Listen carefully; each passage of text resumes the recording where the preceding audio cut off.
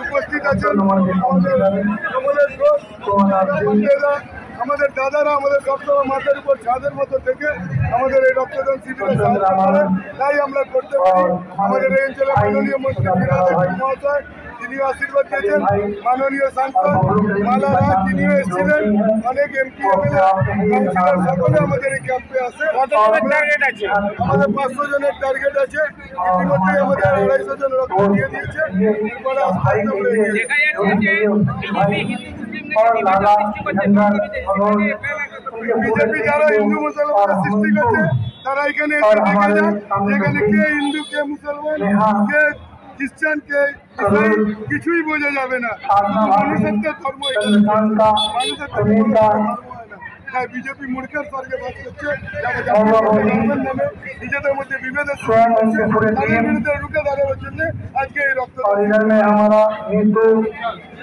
মাঠে জেলা বলেছে তৃণমূলকে নিশানা করে এই সেন্ট্রাল জেলার মাঠে সভা করার কারণ হচ্ছে এক একজনকে ধরে জেলায় করা হবে। কি বলবেন? এইটা নরেন্দ্র মোদী সব বিষয়তে আমাদের অনেকে লিডাররা বলছে, আমি এটা বলবো না, আমার বলা ঠিক হবে না। একটা দেশের প্রধানমন্ত্রী তাকে আমার বলা ঠিক হবে না, ঠিক আছে? আর হচ্ছে তৃণমূল কংগ্রেসের এই ধরনের আজকে কোপ এরিয়া কনস্টিটিউশন তৃণমূল কংগ্রেসের এই রক্তদান শিবির 25তম বর্ষ। এটা বলুন, এটার মধ্যে বলতে পারবো। এটা যেমন প্রত্যেক বছরই আমার ওই বিশ্বজিৎ লালা হোক, শাকিল হোক, সিকান্দার হোক, কমল হোক, এরা সবাই মিলে কিন্তু এই ব্লাড ডোনেশন ক্যাম্পটা করে। আমরা প্রত্যেকবারই আসি। আর এটা এই ব্লাড ডোনেশন ক্যাম্প